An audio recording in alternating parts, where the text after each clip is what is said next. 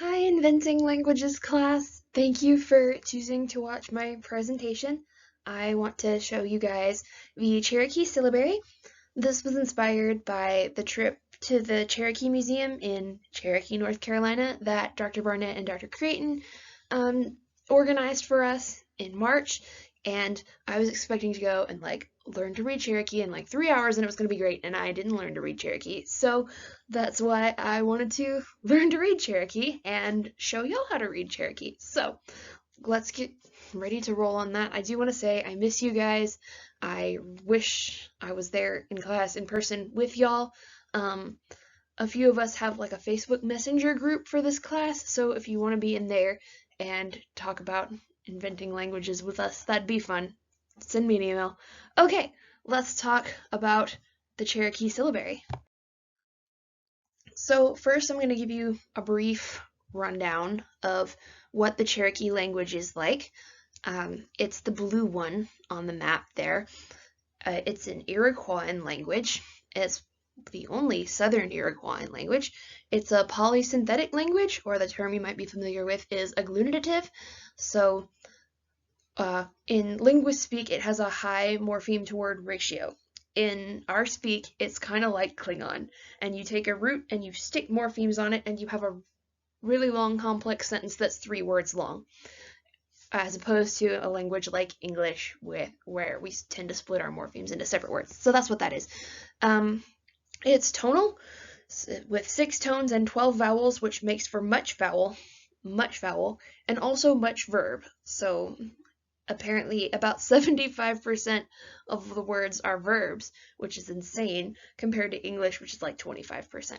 The general word order is subject, object, verb, and the important part, oh, fun fact, Cherokee doesn't use P or B, either bilabial plosive. Those are the most common consonants across world language, and it's super rare that a language would not have that. So anyway, just fun fact. I really wanted to play a video of you guys, for you guys, of spoken Cherokee so you could hear it, but there is 0 way to record me and play the video at the same time. So that's not going to happen, but it's on my sources slide at the end, so please go listen to it because it's really cool and it'll give you a more full view of what I'm talking about. The important part of this slide is that this language is super endangered. There are about 400,000 Cherokee people, mostly in Oklahoma, but some still in North Carolina. Only about 2,000 of them still speak Cherokee because of social pressure and lots of years of oppression, and they all speak English, so the most recent generation has been raised without speaking Cherokee at all, which to me is kind of sad. But it is a very well documented Native American language, one of the most well documented. They have their own dictionary, their own grammar, they have large chunks of the Bible and other books, and even from as far back as the 1800s. And they were the first Native American people to have their own newspaper. And so it's very well documented, and it is very well documented because of this man right here. His name is Sequoyah, and he is one of the only people known to history to invent a complete, useful, and original writing system without first learning to read or write in a language that already had one. So he invented this Cherokee Syllabary from scratch, and he is a hero of mythic proportions in the Cherokee community, and everything is named after him, and lots of stories and legends surround him, and he's worth it because after having read about him a little bit, I think he's pretty cool, and I want to talk about him at some length for you guys because I think you're gonna recognize him. I think you're gonna go, OMG, he's a language inventor. So follow along, see if the story sounds familiar to you. So he was born around 1770. We're not real sure when. His mom was Cherokee, and his dad was either white or half white. His dad wasn't in his life very much, so we're not real sure much about his dad. But right away he was a bridge between American culture and Cherokee culture. He was super smart. He taught himself how to blacksmith from watching Americans and Europeans around him. He picked up jewelry making from European settlers. Uh, in his multiple professions, he met and worked with a lot of Americans and Europeans, and their writing systems. We're actually pretty sure he was exposed to English, Hebrew, and Greek, but he couldn't read any of them. Maybe he could read English. We're not real sure. Probably could. He usually, if he could, he refused to use it out of solidarity for his tribe, which makes perfect sense after you hear his story. But common knowledge is he couldn't read English. He probably could. So, but he was enchanted by writing systems and he saw great potential. So he started working on one for Cherokee and he called them his talking leaves. And what you have to understand is this is a culture at this time that had not been exposed to writing before, and no one believed that it was real. The Cherokee thought that it was like a magic trick or actual witchcraft. So he was made fun of a little bit for working on this. His wife actually burned his original work because she thought he was either a major distraction from his real life or sorcery, and he was like, eh, and he just started over.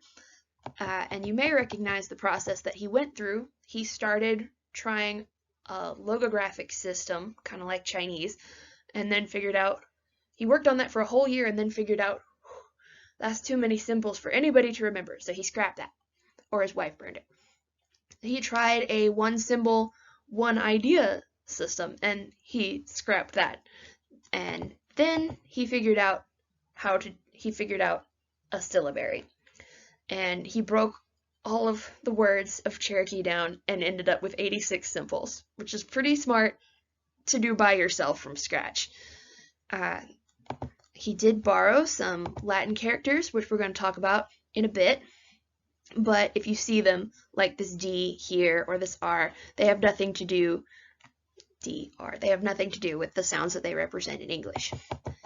So, he has a complete syllabary. He can write anything he wants to in Cherokee, and he's stoked, and he goes to present it to the tribal leaders, and 0 Cherokee are interested in learning it because they don't believe in it and they think writing is sorcery or a cheap trick, and that's hilarious.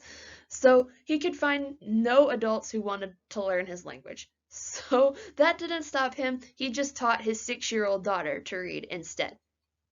And now that he had not 1 but 2 people in his learning to read scheme, he set out to prove that his writing system was not witchcraft, it was writing. So he went all the way to a Cherokee reserve in Arkansas to show them how his system worked. No one believed him, so he had each tribal leader say 1 word. He wrote them down, he gave it to his daughter, and his daughter read exactly what they said aloud. And they were a little bit impressed. So they let him teach some of their children to read and write. And once they saw that their children were using it and that it worked and that writing is a real thing, it caught on really, really fast. So they helped him prove to his community in North Carolina that writing was a real thing. They had him write a speech from them to his community in North Carolina. So he took it back and read it to them, and they were like, writing's real. And after that, it caught on so fast. That's how one man convinced a whole nation to believe in writing. Unlike any invented language we've studied so far, the entire nation took to it so fast. That soon, within 3 years, it didn't take long, the Cherokee had higher literacy rates than the Americans and settlers who lived around them. So that's impressive for 3 years versus several thousand for the Americans. They officially adopted the syllabary in 1825. The year before that, they gave him that silver medal that you see him wearing in that picture. According to legend, he wore it until the day he died, and it is buried with him. You see him wearing it. So, after successfully teaching a whole nation how to read and write and getting them to surpass literacy rates of a people that had been reading for thousands of years, he set off to teach it to other Cherokee who had been scattered around by oppression.